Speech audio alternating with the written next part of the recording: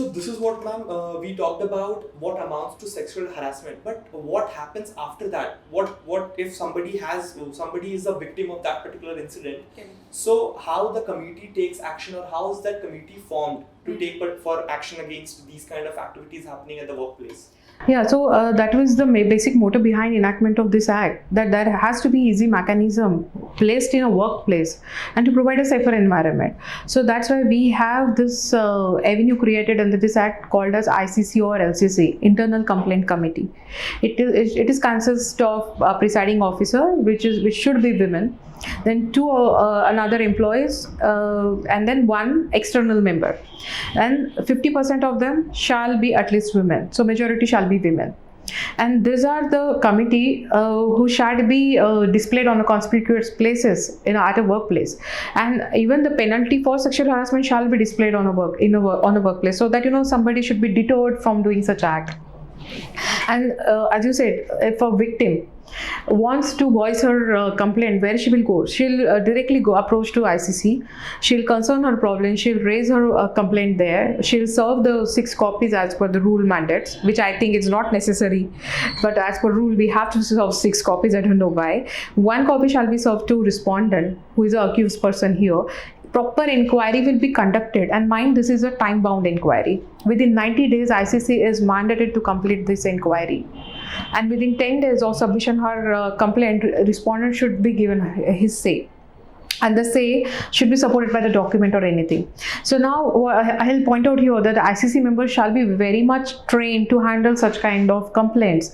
They should know how to conduct the trial, because they are not lawyers. They do not help from legal background. So I think here external help to be taken place by the employer to train their ICC and strengthen them, give them power to deal with such kind of situation. So victim will certainly go and file the complaint before ICC, which are the employees of her organization itself, which is a easier access for her to prevent such kind of incidences.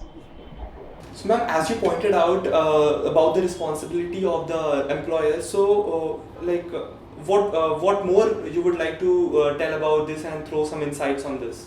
Yeah, so basically, creating environment safer for women are the employer's responsibility, right? So ICC, when they are appointing members of ICC, I will say, I'll just add my opinion here, that they should be hailing from all the stratas of employment. Like in every other organization, we have levels.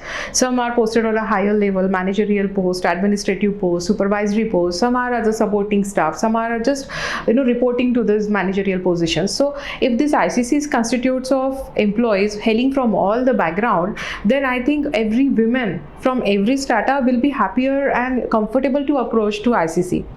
Now the duty of employer are really enacted and enumerated in the act in itself. One can go and read about the act. So it is not like that. But my opinion over the duties are, they should be, because see, it's a toothless tiger if nobody is complying with this act.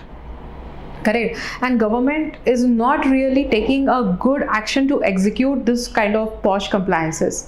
Though in 2018, Ministry of Corporate Affairs have issued a circular that, while you're filing your board reports annually, you should be stating this line that I am complying with the PoSH Act.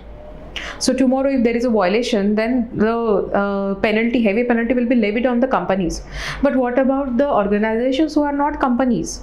I think it is your employer self-duty to strengthen such kind of environment in employment itself, so that we should not wait for government to point out, oh, you are wrong. You should be happy at your place to say that I have already complied all the regulations, and then only we'll be moving to a broader Indian perspective and making India independent, really. And now, if there is non-compliances, in India we have this saying said that you are wrong when you're caught.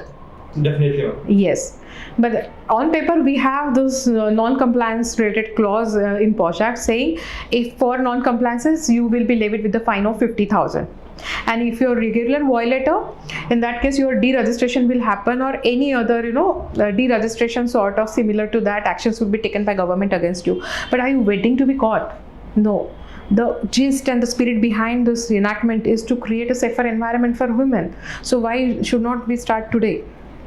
And certainly, ma'am, we all must agree that instead of us waiting for the government to take certain kind of actions for such incidents happening at the workplaces, it should be the employer in the first place to take certain necessary steps to safeguard its own employees, because that's a primary responsibility of an employer, I believe. Correct. That he should, or like she should take care of her employees for the better and safer environment for the work. Correct. So that everybody comes around and do their part of it and everybody grows. Exactly. And you cannot grow like with one wheel. It has to be a balanced wheel at the same time while you're driving a vehicle.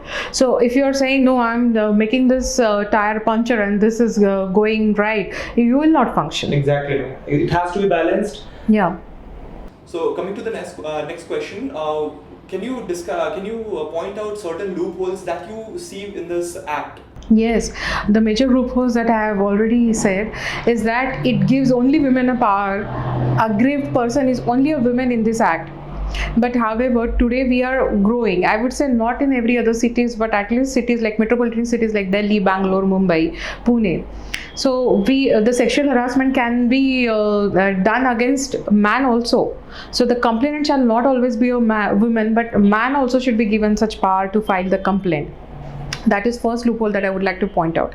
Then second, there is no government audit. Example, for you just had been mandated to follow this, comply with this act, but there has to be regular government audit. For that I would suggest that certain jurisdictions have sub-registrar. If this sub-registrar should be given in power and go and physically check whether there are physical compliances of this PoSH act. In that case, it would be better. Or second, there can be online compliances as well if we do not have that kind of mechanism in place. Example, for filing annual reports regularly should be done online. Then there can be online videos or photos posted which will give the compliance of training our ICC members. So like that, there can be some online mechanism in place. Example, for government have started She-Box, wherein government can electronically file her complaint. They have 600 odd figures received this complaint in 2019, and some of them are from private organizations, some of them are from central and state government. But then how many has been investigated, what are the outcome, we don't know. If we are growing electronically, then this can also be done, compliances of PoSH, and then government can really supervise that what is happening. So I think government is approaching, but we have to also extend our hand and make this act as a successful enactment. And second, another loophole that I'll point out is the execution of ICC members. Example, for the term of ICC member is 3 years. Correct. And then after 3 years, what will happen? The next ICC body will come into place. But what will happen to those complaints which are already running? How this new ICC member will carry this complaint forward, the investigation forward? Then example, for can you appoint the same external member in the ICC board in the same next ICC board?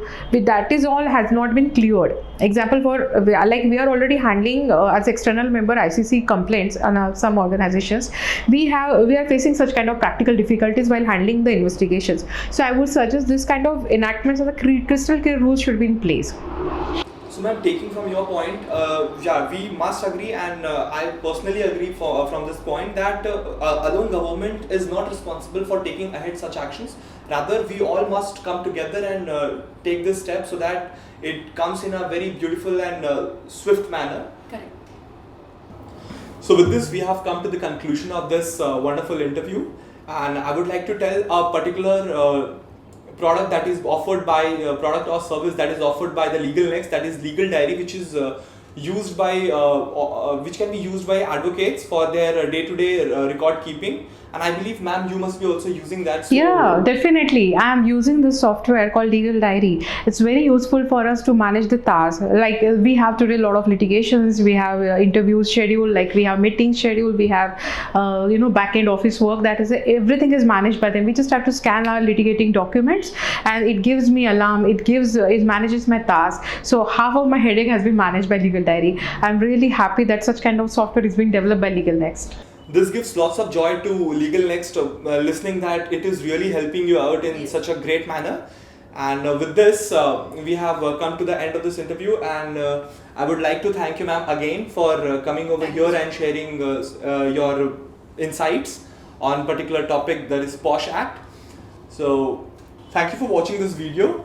Please like, share, subscribe and press the bell icon for the LegalNextt channel for receiving such more informative content.